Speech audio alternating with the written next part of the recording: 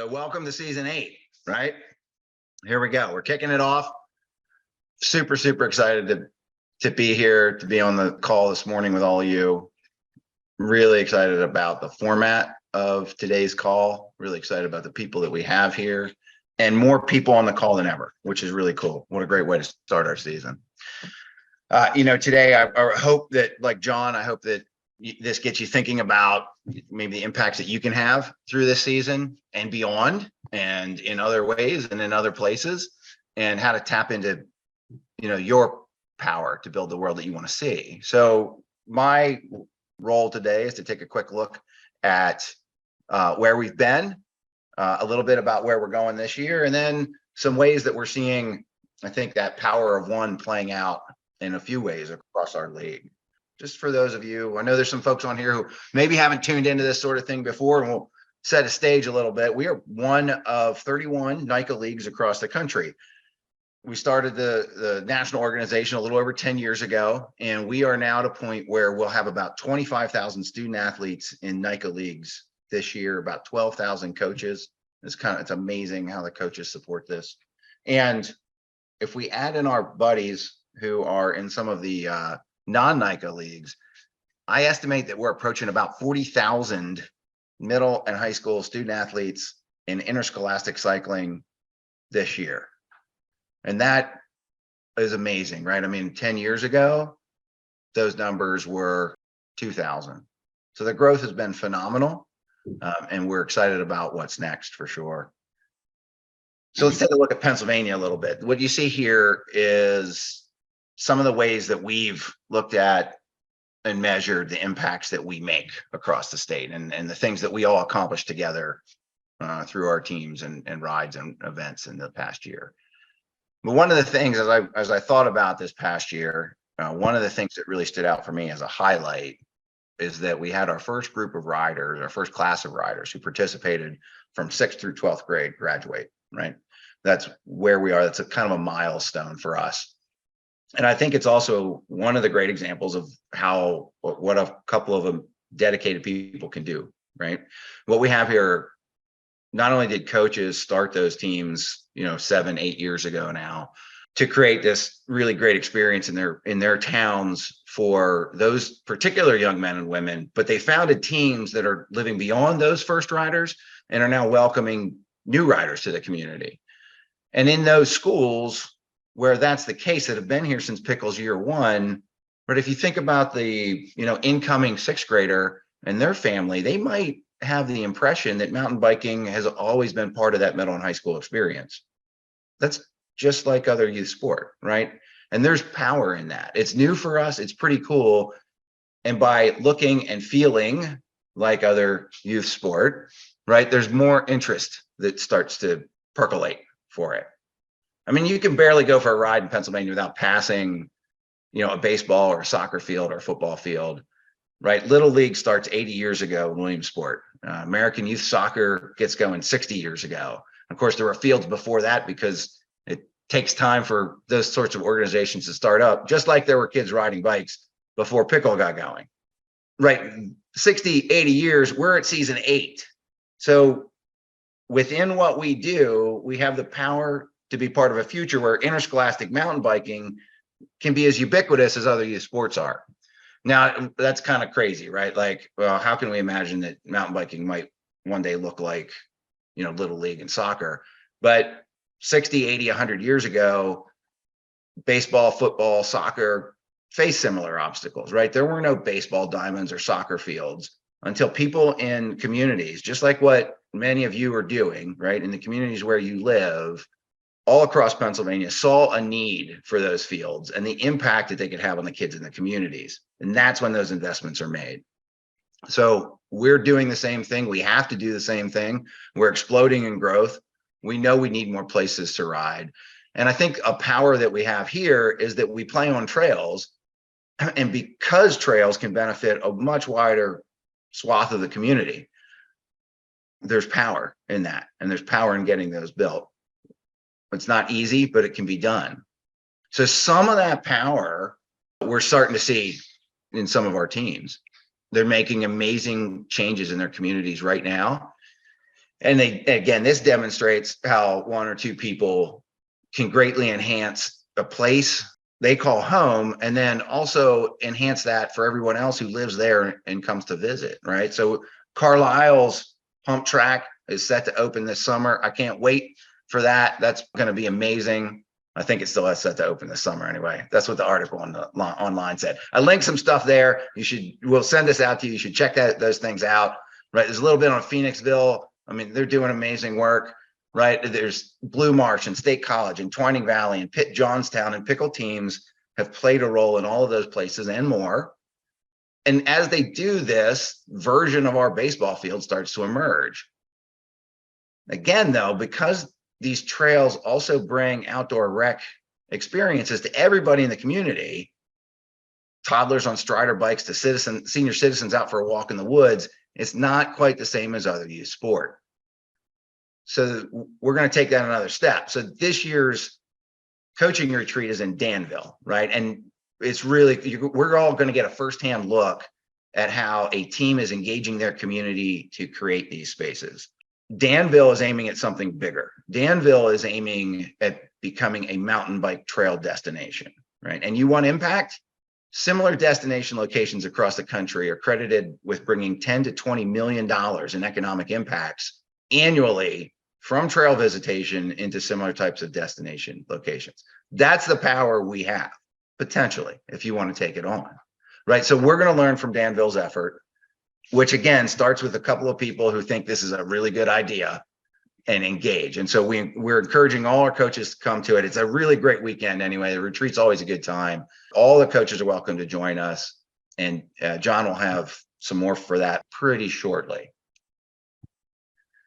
So across our first 7 seasons, we've launched an array of innovative programs that are aimed directly at changing and improving what the interscholastic cycling experience offers.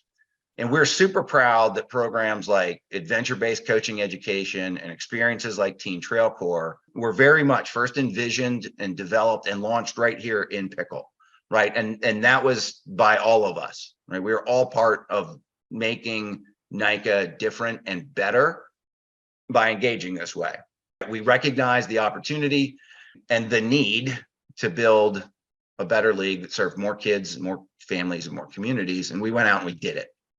Right? And we're continuing to innovate and break new trail through the Local Dirt initiative. That was attracted Fox Trust funding last year.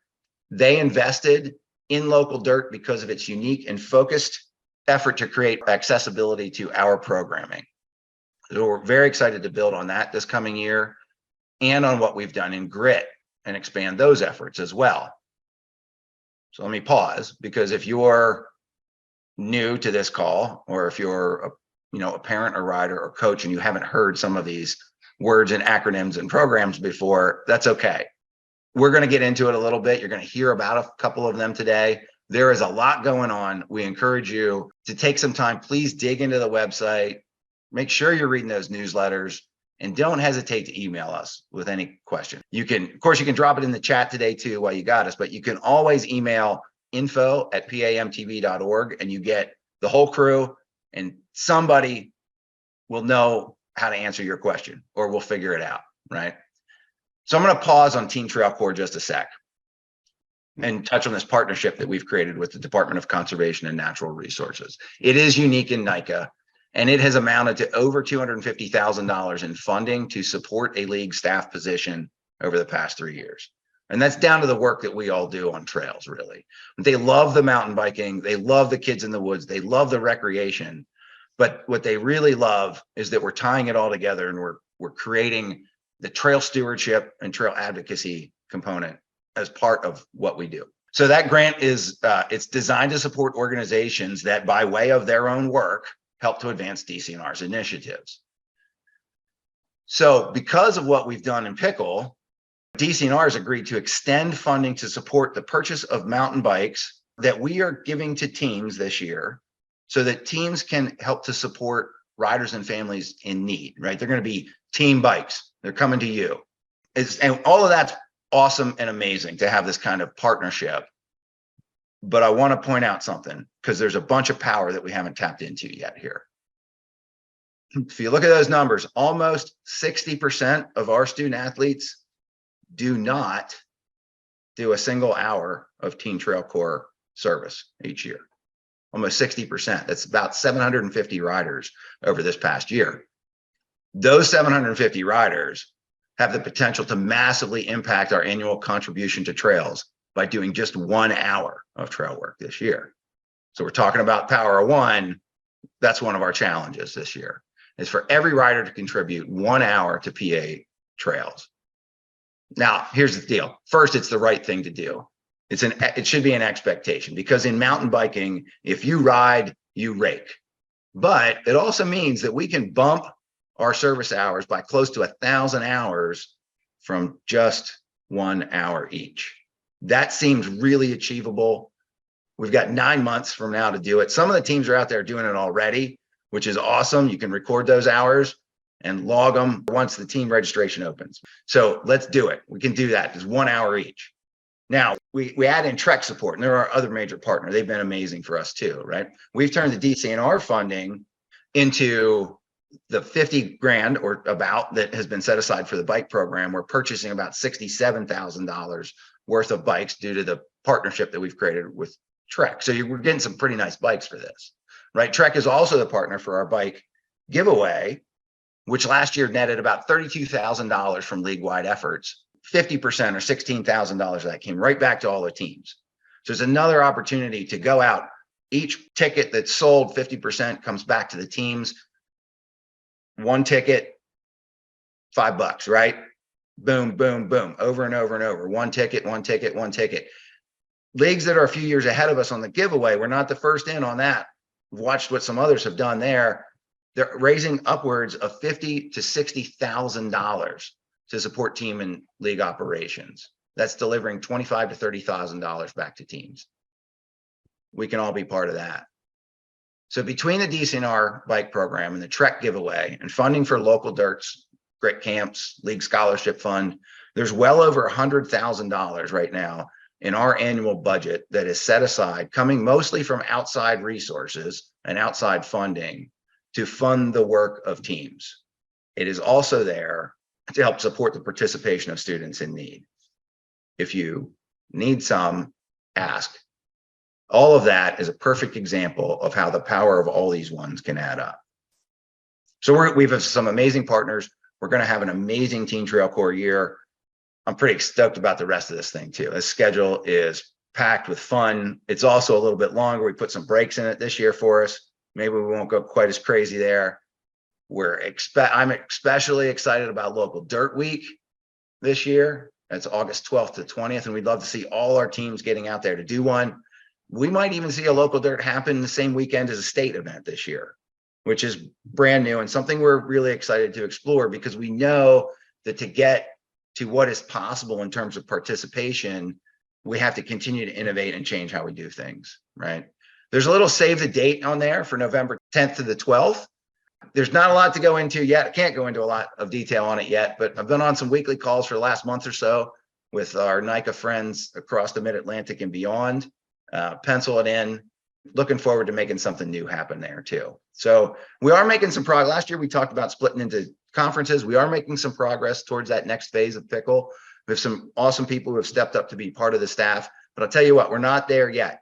And again, it comes down to do this, to get more kids involved, to be more accessible to you, to reduce your costs and travel and all that. We have to be able to bring more events to life in more places. The thing that holds us up from doing that is having enough staff to hold more events. So if you're interested at all in being part of that crew, and it's some pretty fun weekends, I gotta say, it's usually a good time. Might be a lot of work, but it's a good time. Let us know. We'd love to talk with you about it.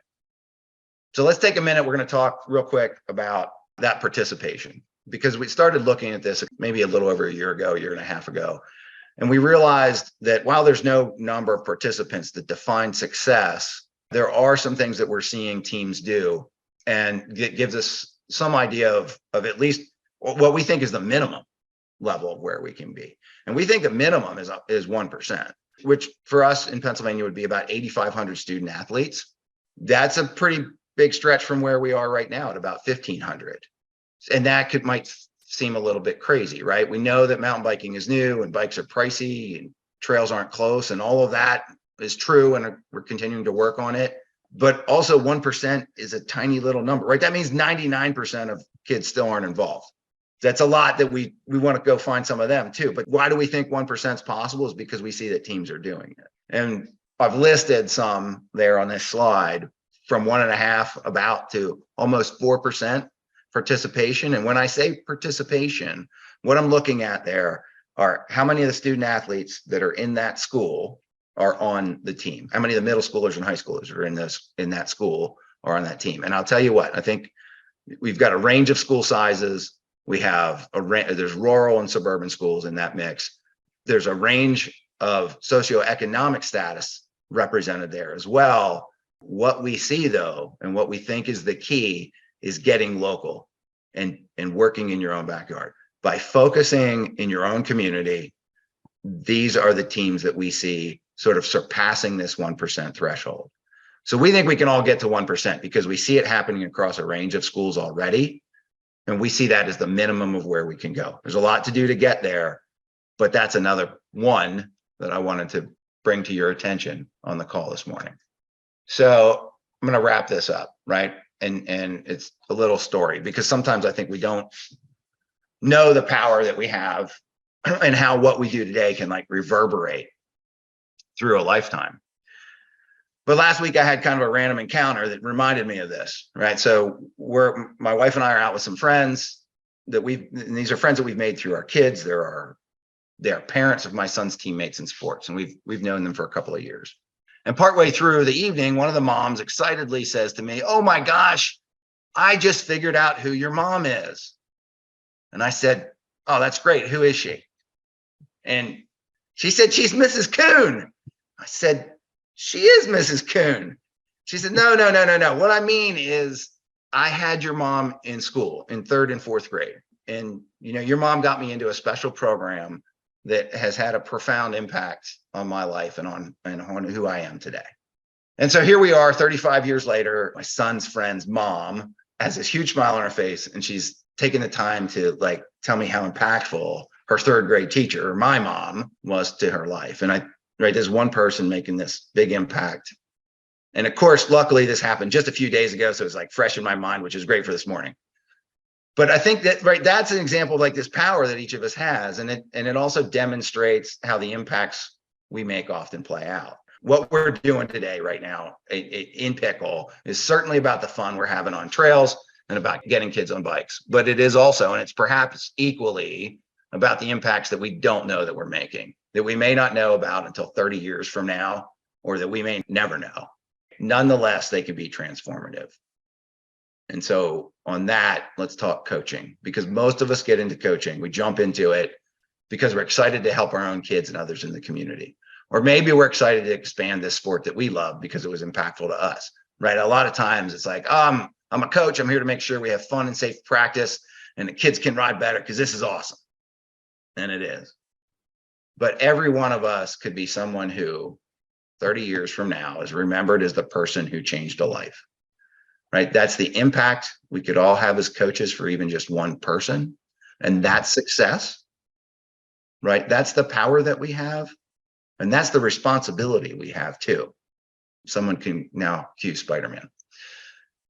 So a few years back, gentleman made this really awesome speech, and there's a line in it that probably almost all of us know. And he laid out a vision for the future and the change that would be made by each of us contributing in some way to the public good, right? One of the things he said was, ask not what your country can do for you, ask what you can do for your country.